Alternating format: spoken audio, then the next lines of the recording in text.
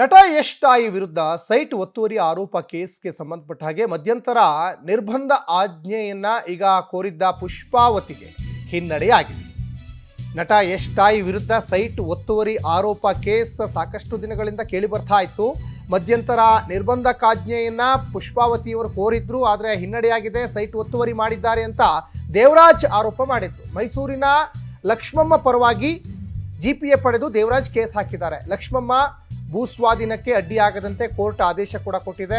Court ಆದೇಶಕ್ಕೆ ಶಾಶ್ವತ ತಡೆ ಕೋರಿ ಪುಷ್ಪಮ್ಮ ಅರ್ಜಿಯನ್ನ ಹಾಕಿದ್ರು.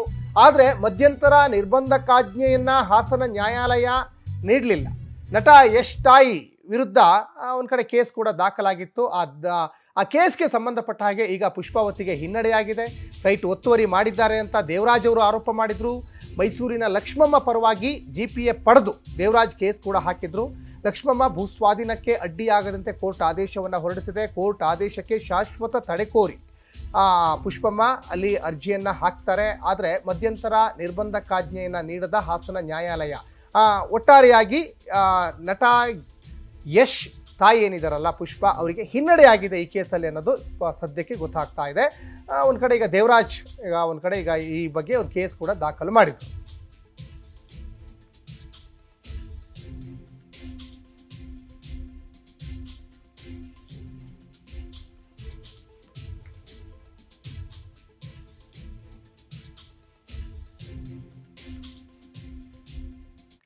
ಎಸ್, ಈ ಬಗ್ಗೆ ಹೆಚ್ಚಿನ ಡೀಟೇಲ್ಸನ್ನು ನಮ್ಮ ಹಾಸನ ಪ್ರತಿನಿಧಿ ಸಚಿನ್ ಶೆಟ್ಟಿ ಡೀಟೇಲ್ಸ್ ಕೊಡ್ತಾ ಹೋಗ್ತಾರೆ. ಸಚಿನ್ ಶೆಟ್ಟಿ, ನಟ ಯಶ್ ತಾಯಿ ಪುಷ್ಪ ಅವರ ಬಗ್ಗೆ ಈ ಹಿಂದೆನೂ ಕೂಡ ಸಾಕಷ್ಟು ಈ ಭೂ ವಿಚಾರದಲ್ಲಿ ಒಂದಿಷ್ಟು ಆರೋಪಗಳು ಕೇಳಿ ಬರ್ತಾ ಇತ್ತು. ಈಗ ಅದರ ಮುಂದುವರೆದ ಭಾಗದಂತೆ ಮತ್ತೆ ಈಗ ಒಂದು ಕಡೆ ಕೋರ್ಟಿಂದನೂ ಕೂಡ ಹಿನ್ನಡೆಯಾಗಿದೆ ಅನ್ನೋದು ಗೊತ್ತಾಗ್ತಾ ಇದೆ. ಏನಿದೆ ಇದ್ರ ಬಗ್ಗೆ ಹೆಚ್ಚಿನ ಡೀಟೇಲ್ಸ್?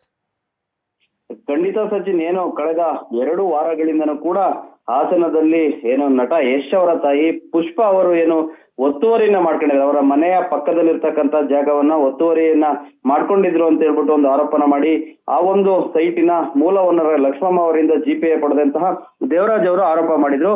ಈ ಸಂಬಂಧ ಪ್ರಕರಣ ಕೂಡ ಕೋರ್ಟ್ ಮೆಟ್ಟಿಲೇರಿತ್ತು. ಹೀಗಾಗಿ ಪ್ರಕರಣದಲ್ಲಿ ಜಿಪಿಎ ಹೋಲ್ಡರ್ ದೇವರಾಜ್ ಪರವಾಗಿ ಬಂದಿತ್ತು. ಹೀಗಾಗಿ ಅವರು ಆ ಒಂದು ಜಾಗ ಏನಿತ್ತು ಒತ್ತುವರಿಯನ್ನ ಮಾಡ್ಕೊಂಡಿದ್ರು ಅನ್ನಲಾದ ಜಾಗವನ್ನ ತೆರವು ಮಾಡಿದ್ರು.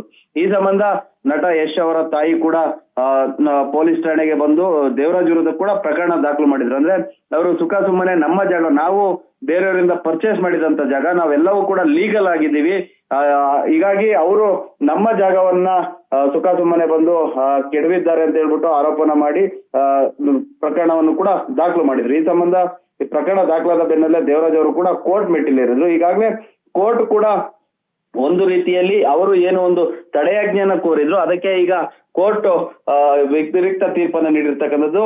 ಜನವರಿ 31ರ ಒಳಗಾಗಿ ದೇವರಾಜ್ ಅವರಿಗೆ ಕೋರ್ಟ್ ನೋಟಿಸ್ ಕೊಟ್ಟರೆ ನೀವು ಖುದ್ದು ಹಾಜರಾಗಿ ನಿಮ್ಮ ಬಳಿ ಇರ್ತಕ್ಕಂಥ ದಾಖಲಾತಿಗಳನ್ನ ಒದಗಿಸ್ಬೇಕು ಅಂತ ಹೇಳ್ಬಿಟ್ಟು ಕೋರ್ಟ್ ಆದೇಶ ಮಾಡಿದೆ. ಹೀಗಾಗಿ ಎಲ್ಲ ಒಂದ್ ಕಡೆ ಪುಷ್ಪ ಅವರಿಗೆ ಈ ಒಂದು ಪ್ರಕರಣದಲ್ಲಿ ಹಿನ್ನಡೆ ಆಗಿದೆ ಅಂತ ಹೇಳ್ಬೇಕು. ಯಾಕಂತಂದ್ರೆ ಅವರು ಸಾಕಷ್ಟು ಬಾರಿ ಆ ಒಂದು ಸೈಟ್ ನಾವು ಬೇರೆಯವರಿಂದ ಖರೀದಿ ಮಾಡಿದ್ದು ಅಂತ ಹೇಳಲಾಗಿತ್ತು. ಹಾಗಾಗಿ ಲಾಯರ್ ಕೂಡ ಎಲ್ಲವನ್ನು ದಾಖಲೆಗಳನ್ನ ಪರಿಶೀಲನೆ ಮಾಡಿದ್ರೆ ನಮ್ಮ ಪರವಾಗೇ ಇದೆ ಅಂತ ಹೇಳ್ಬಿಟ್ಟು ವಾದನ ಮಾಡಿದ್ರು. ಆದ್ರೆ ಈಗ ಕೋರ್ಟ್ ವಿರುದ್ಧ ಈಗ ತೀರ್ಪು ಕೊಟ್ಟಿರ್ತಕ್ಕಂಥದ್ದು ಎಲ್ಲ ಒಂದ್ ಕಡೆ ಪುಷ್ಪ ಅವರಿಗೆ ಹಿನ್ನಡೆ ಆಗಿದೆ. ಜನವರಿ 31ಕ್ಕೆ ದೇವರಾಜ್ ಅವರು ದಾಖಲಾತಿಗಳನ್ನ ಸಲ್ಲಿಸಿದ ನಂತರ ಮತ್ತೆ ಏನಾಗುತ್ತೆ ಅನ್ನೋದು ಕೂಡ ಕಾದ್ ನೋಡ್ಬೇಕಾಗಿರ್ತಕ್ಕಂಥದ್ದು. ಸಚಿನ್, ಧನ್ಯವಾದ ಸಚಿನ್ ಶೆಟ್ಟಿ ತಮ್ಮೆಲ್ಲ ಡೀಟೇಲ್ಸ್ಗಾಗಿ.